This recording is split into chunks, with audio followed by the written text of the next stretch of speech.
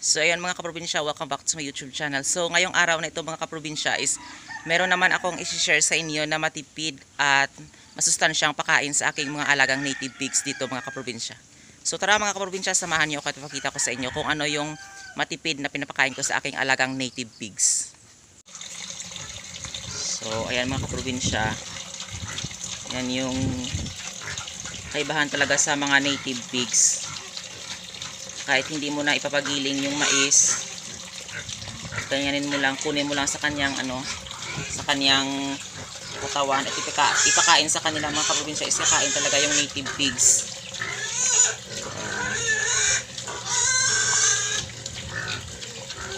Kasi nasanay na sila sa mga organic na pakain.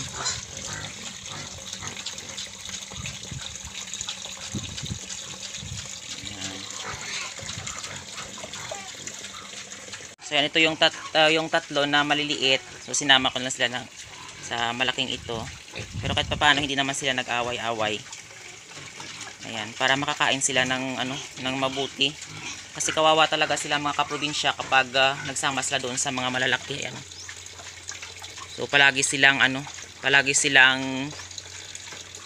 kinakagat or inaaway. So minsan yung iba sinusuwal nila. So tumatapon kahit saan-saan lang. So kawawa yung mga maliliit na ito. So ayan. So buti na lang na kahit papaano yung kanilang katawan is bumalik na rin yung maganda, kasi nung dun pa sila sa kabila is maliliit kasi hindi sila minsan makakakain.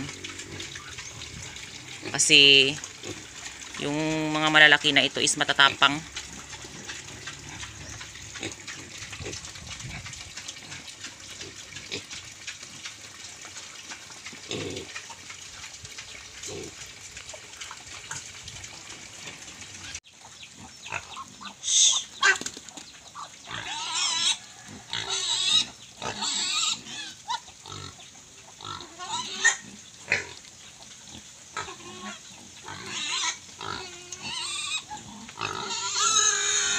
So yan yung alaga kong makulit.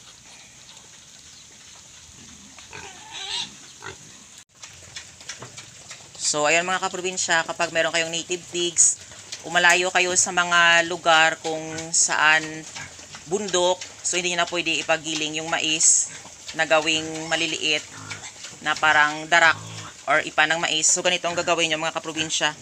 So maganda din ito mga kaprobinsya sa ating native pigs. Tapos hindi na rin kayo maabala, kasi yung mga native pigs kapag ganito hindi mo na ipapagiling is kakainin talaga nila. Plus pa mga kaprobinsya, marami itong mga vitamins na makukuha sila sa mga mais na ito. So hindi lang pinapakain natin ito sa mga alaga nating manok, pato, gansa, bibi na ganito. So kadalasan kasi makikita natin sa mga pinapakain sa ating mga alagang native pigs is pinapagiling nila yung mga mais na ito. So ginagawang darak. So dito sa amin mga kaprobinsya, sinasanay namin sila na pinapakain ng ganito para hindi ka na maggasto. So yung gastusan mo lang yung mga fertilizer, yung pagtanim mo. So kapag ito inaani mo na, tapos binibilad mo at ipagiling mo pa sa gilingan ng mais, so magbabayad ka pa. So kakainin din yan ng mga native pigs kapag nasanay sila ng ganito. So ayan yung pera na na ilalaan natin at yung oras na ipapagiling pa natin yung mga mais, mas madali na lang, kasi kapag ganito yung gagawin natin is hindi na tayo magagasto pa ng pera. So ayan.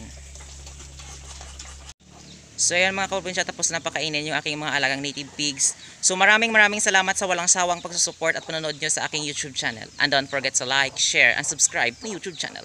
Thank you for watching and happy farming!